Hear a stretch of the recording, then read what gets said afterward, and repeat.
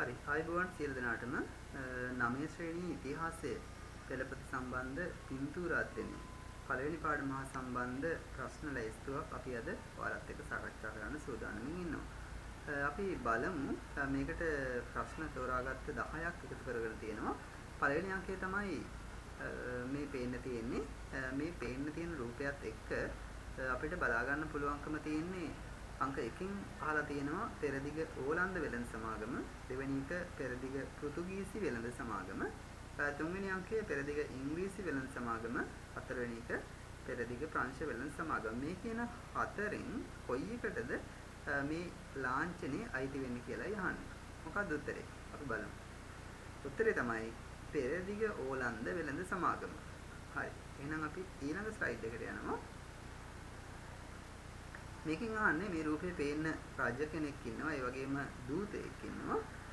ඉන්න දූතයා ජොරිස් වෑන් ස්පිල්බර්ගන්.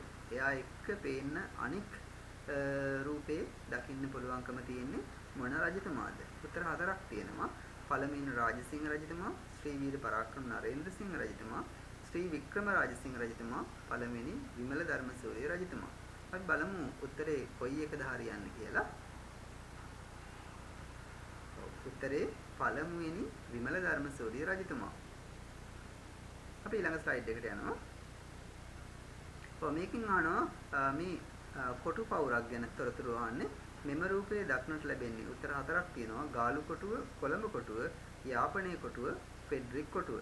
අපි ඊටාම හොඳින් දන්න ඊටාම ජනප්‍රිය දකුණු ලක තියෙන කොටු පවුර මේ පේන්න තියෙන්නේ. පිළිතුර වෙන්න ඕනේ අංක 1 ගාලු කොටුව. හරි. එහෙනම් උත්තරේ ගාලු කොටුව. ඉතින් බලමු අංක 4ෙන් කොකද අහන්නේ කියලා. මේකේ පේන්න තියෙන්නේ ඒ වගේ කොටු පවුරක ප්‍රවේශ දොරටුවක්.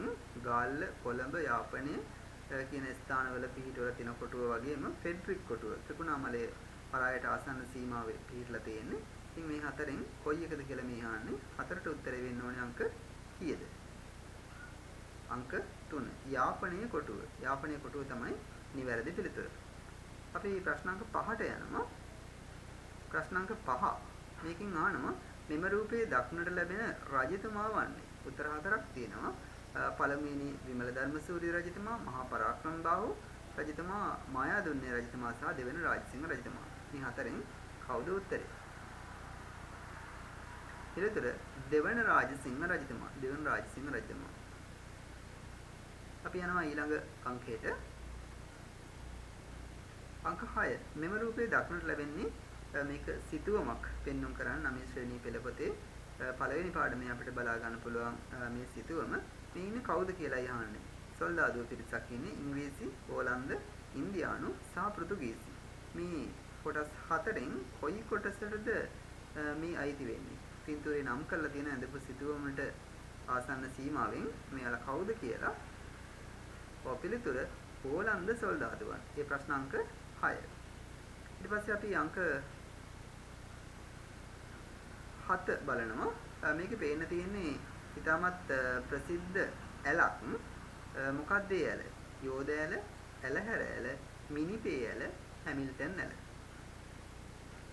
ලන්දේසින් විසින් මේක නිර්මාණය කළේ භාණ්ඩ ප්‍රවාහනය සඳහා.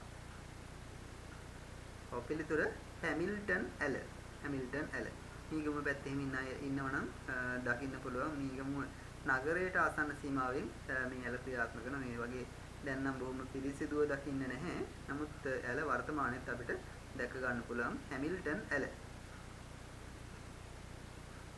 අංක 8 මෙම රූපයේ දක්නට ලැබෙන්නේ ගෘහ නිර්මාණ ශිල්ප හා සම්බන්ධ තොරතුරු ටිකක්. එතකොට මේ ගෘහ නිර්මාණ ශිල්ප මොන සම්ප්‍රදායටද අයිති කියලා අහන්නේ.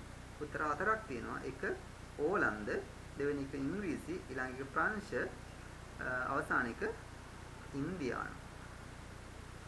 එතකොට ඕලන්ද, ඉංග්‍රීසි, ප්‍රංශ මේ කියන කොටස් හතරෙන් කොයි එකටද අයිති වෙන්නේ? පිළිතුර වෙන්න ඕනේ අංක 1 ඕලන්ද ගෘහ නිර්මාණ. ඕලන්ද ගෘහ නිර්මාණ. අංක 9. 9වෙනි අංකෙන් ආන්නේ පිඟානක් සම්බන්ධ තොරතුරක්. මේකේ මැද අපිට බලා ගන්න පුළුවන් යම්කිසි ලාංඡනයක් ගහලා තියෙනවා. ඒ අනුව මේක අඳුන ගන්න පුළුවන් පළවෙනි පාඩමත් එක්කම සම්බන්ධ ලන්දේසි ජාතිකයන් නැත්නම් ඕලන්ද ජාතිකයන් හා සම්බන්ධ නිර්මාණයක් මේ තියෙන්නේ. ඉංග්‍රීසි, ප්‍රංශ, පෘතුගීසි, ඕලන්ද කියන සම්ප්‍රදායන් හතරෙන් නැත්නම් ජාතීන් හතරෙන් කොයි සම්ප්‍රදායයටද මේක අයිති වෙන්නේ කියලායි අහන්නේ. පිළිතුර තමයි ඕලන්ද. ඕලන්ද පිඟානක් තමයි මේකේ පේන්න තියෙන්නේ. අපි යනවා අවසාන ප්‍රශ්නෙට. අවසාන ප්‍රශ්නය. මෙම රූපයේ දක්නට ලැබෙන්නේ ඕලන්ද කාසියක්, රෝම, චීන, පර්සියානු. ඔය ආදී වශයෙන් නම් හතරක් තියෙනවා. මේක VOC කියලා ගහලම තියෙනවා. VOC කියන ලාංඡනයේ සහිත කාසිය අයිති වෙන්නේ ලන්දේසීන්ට. ඒ මන් නැත්නම් ඕලන්ද ජාතිකයන්ට. එහෙනම් පිළිතුර වෙන්න ඕනේ අංක 1 ඕලන්ද. ඕලන්ද කාසියක්.